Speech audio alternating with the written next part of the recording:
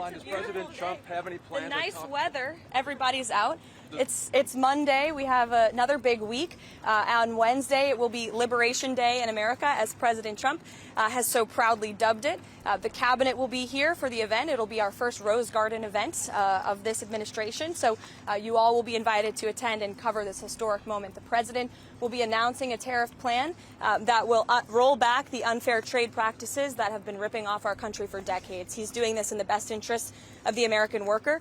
We also had great news this morning on the border. Our Homeland Security team, our national security team, continues to do an incredibly effective job when it comes to deporting foreign terrorists from American soil. 17 Tren de Aragua and MS-13 illegal criminal terrorists were deported from our country back to El Salvador, and they will no longer ever be able to say they can roam free in this country under this president. These were convicted felons, murderers, rapists who are no longer in our country, and I think we should all be very grateful for that.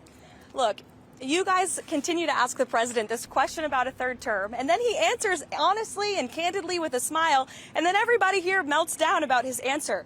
The president talked about this last night on the plane. He said, it's not really something we're thinking about. He has 4 years. There's a lot of work to do. We've done a lot in these nearly first 100 days, and the American people love what this president is doing, particularly when it comes to efforts to secure the border. As the president has made it very clear, Mike Waltz continues to be an important part of his national security team, and this case has been closed here at the White House as far as we are concerned. There have been steps made to ensure that something like that can obviously never happen again, and we're moving forward, and the president and Mike Waltz and his entire national security team have been working together very well. If you look at how much safer the United States of America is because of the leadership of this team. Again, I'll let the president make the announcement on Wednesday, but I think any country that has treated the American people unfairly should expect to receive a tariff in return on Wednesday. Karoline, you talk about the European Union. Is the president expected to impose those tariffs in blocks, or will he distinguish countries within those trading blocks? Again, I will let the president get into the specifics of the announcement. It's his announcement to make. Thank you, Karoline. President Trump has called Wednesday, April 2nd, Liberation Day. He calls it liberation from foreign goods in the U.S. markets and making sure that U.S. goods are what's being purchased by consumers here. But we don't exactly know all the details of what President Trump has planned. We don't know which sector is going to hit, which countries, how high the cost will go. We're told that it's still in flux, things are still being finalized.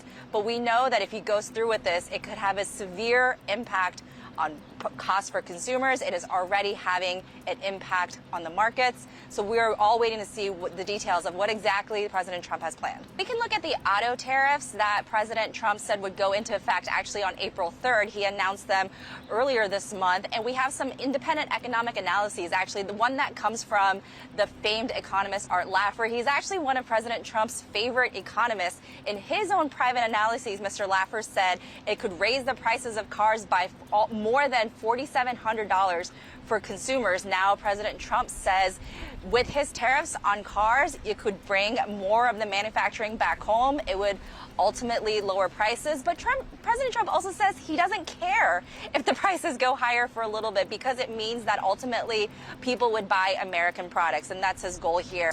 Public sentiment aside, and the economic analyses that have come out have not deterred the president, and he is getting ready. He is saying people should get ready for the short-term pain. I would watch for reaction from Republican lawmakers, especially from these farm states. Tariffs, depending on how they are shaped, tend to hurt farm states the most, and these are Trump voters. So what are voters in Iowa, South Dakota, Kansas, and what are the representatives from those areas? What are they going to say? That's going to be a really interesting storyline to watch in the next coming days and weeks. The margin that Republicans have in the House is so narrow right now. It is actually so small that President Trump asked Elise Stefanik, who had been his nominee, to go to the United Nations to actually stay in the House so as not to risk losing that upstate New York seat to Democrats.